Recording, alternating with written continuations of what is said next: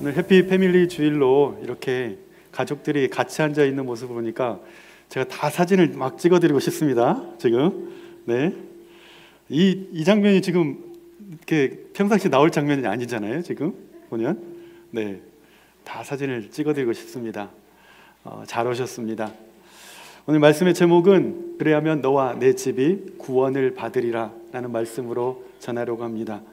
한 감옥을 지키는 간수가 있었습니다.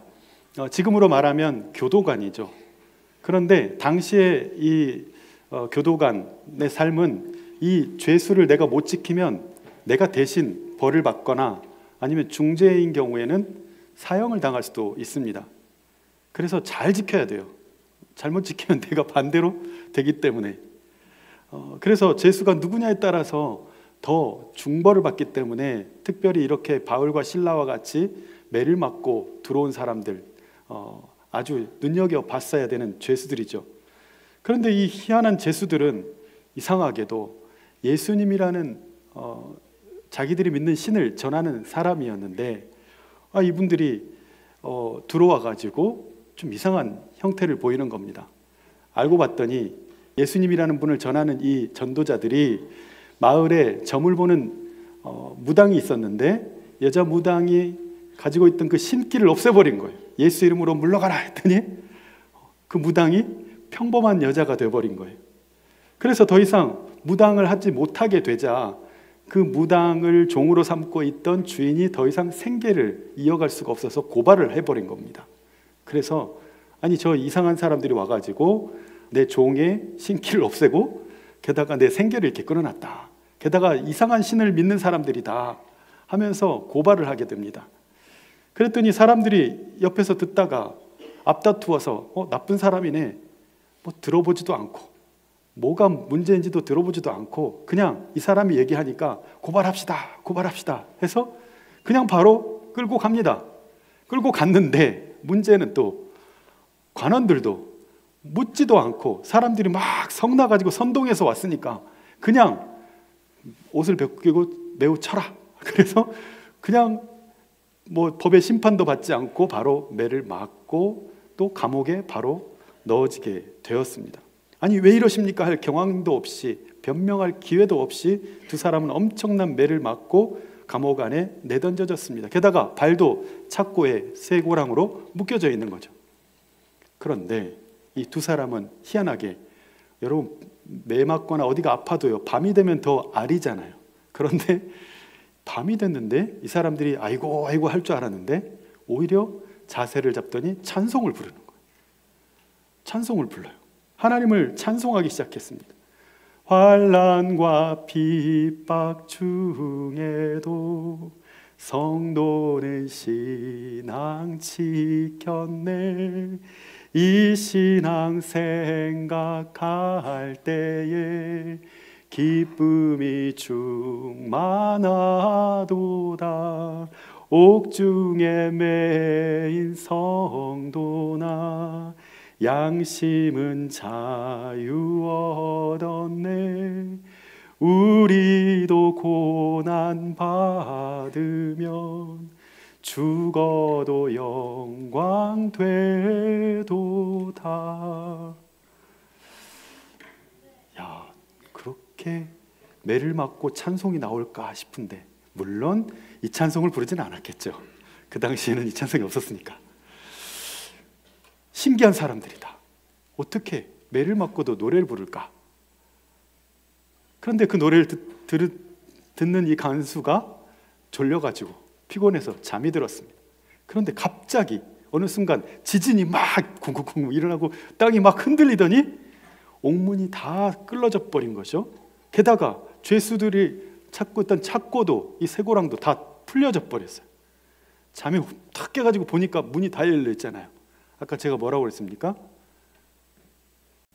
죄수들이 탈옥을 하면 내가 대신 당해야 되는 거죠. 근데 이 바울과 실라 이 사람들의 죄를 생각해 봤을 때 나는 틀림없이 죽었다. 차라리 고문을 당하면서 죽느니 자결을 하겠다고 하고 칼을 빼가지고 자기 몸에 딱 찌르려고 하는 순간 안에서 소리가 들립니다. 잠깐만요, 멈추세요. 저 여기 있어요. 도망 안 쳤어요. 저 여기 있어요. 너무나 다행스러운 일이죠. 이 상황이 너무나 이해가 되지 않는 거죠. 옥문이 열렸는데 죄수들이 왜 도망을 안 쳤을까? 간수는 그 자리에서 엎드립니다. 그리고 자기 집으로 초대를 합니다. 자기 집에 가서 얘기를 합니다. 선생님들, 제가 어떻게 해야 구원을 받을 수 있습니까? 라고 묻습니다. 아마도 우리가 생각하는 어떤 예수 믿고 천국 가는 어떤 그런 구원을 얘기하지 않았을 수도 있어요. 단지 이 황당한 상황, 나 지금 여기서 어떻게 빠져나갈 수 있을까요? 여기서 이런 상황 가운데 인생의 이 변수들 앞에서 나는 어떻게 모면할 수 있을까요? 아마 그런 질문을 했을 수도 있습니다. 그런데 그 답이 특이합니다. 주 예수를 믿으라. 그리하면 너와 내 집이 구원을 받으리라. 아니, 내가 지금 옥문이 열리고 죄수들이 도망치고 이런 상황들이 지금 겪은 이런 상황, 인생의 변수가 생긴 상황에서 예수를 믿는 것이 무슨 도움이 되겠는가 싶은데 그 답이 주 예수를 믿으라. 그리하면 너와 내 집이 구원을 받으리라. 예수님을 너의 인생의 주인으로 맞아라. 그러면 너도 너의 집도 구원을 받을 것이다. 바울은 예수님을 주로 모시고 살아야 행복한 삶을 살 수 있고, 인생에 지금 이렇게 지진이 나고 갑작스러운 이런 일들이 발생한 모든 문제들 가운데서 우리가 진정한 구원을 날마다 누리면서 살아갈 수 있는 방법, 그것은 예수를 믿고 살아가는 것이라고 지금 이야기하고 있는 겁니다. 그날 밤에 그 간수의 온 가족이 다, 야, 말씀 좀 들어봐, 다 와서 그 말씀을 듣고 거기서 다 온 가족이 아이부터 어른까지 세례를 다 받습니다. 여러분, 우리 가족이 행복할 방법이 무엇이 있을까요? 예수님을 인생의 주님으로 모시는 것입니다. 우리 가족이 날마다 삶의 이 변수들과 두려움 앞에서 이겨나가는 방법이 무엇일까요? 예수님을 인생의 주인으로 모시는 겁니다. 우리 가족이 날마다 낙심과 실패감과 또한 삶의 이러한 두려움 앞에서 이겨나가는 방법이 무엇일까요? 예수님을 인생의 주인으로 모시는 것입니다. 우리 가족이 우리의 서로의 연약함과 허물에도 불구하고, 부모라고 완벽한가요?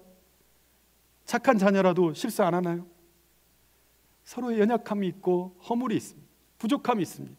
그러나 그러한 연약함과 허물 가운데서도 서로를 우애하고 사랑하고 지지해주고 응원해주고 위로해주고 서로를 보듬고 살 수 있는 것, 예수님을 인생의 주인으로 모시고 예수님 안에서 서로를 보듬고 사는 것. 오늘 바울이 말하는 주 예수를 믿으라. 그리하면 너와 내 집이 구원을 받으리라는 말씀, 바로 그것입니다. 여러분, 우리 가족의 행복, 예수님이 방법인 줄 믿으시기 바랍니다. 예수님이 방법입니다. 우리 가족이 하나 되는 길, 그래요, 인간적인 방법으로 하나 될 수 있겠죠. 그러나 오늘 성경은 말합니다. 예수님이 방법입니다. 우리 가족이 행복해지는 길, 우리 가족이 여러 가지 문제와 어려움에서도 함께 맞서고 함께 웃으면서 살 수 있는 길, 예수님이 방법입니다. 예수님을 주로 믿고 살 때 우리 안에서, 주 안에서 함께 하나 되고 그 두려움을 이겨내가는 행복이 있는 것입니다. 오늘 우리 모두가 예수님을 우리 구주로 모시고 주님 안에서 서로를 위하고 서로를 위로하고 서로를 세워주고 서로를 지지하고 서로를 응원해주면서 하나님 안에서 아름다운 공동체로서의 가족, 오늘 어쩌면 가족들이 다 나오신 분들도 있겠지만 또 마음 한켠에 가족을 마음에 품고 나오신 분들도 있을 겁니다. 괜찮습니다. 그 마음의 소원 주님께서 이루어주실 줄 믿습니다. 온 가족이 주 안에서 하나 되어서 아름다운 신앙의 가족, 믿음의 가정이 될 수 있기를 예수님의 이름으로 축원합니다. 우리 같이 한번 기도하겠습니다. 하나님, 우리가 이 시간 예수를 우리 인생의 주님으로 모시고 주님 안에서 서로 사랑하고 서로 위하고 서로 위로하는 가정이 되기를 원합니다. 오늘 우리 모두가 주님을 다시 내 마음에 모시고 주님과 함께 살아가는 사람들, 주님과 함께 살아가는 가정이 되게 하여 주시옵소서. 예수님의 이름으로 기도드립니다. 아멘.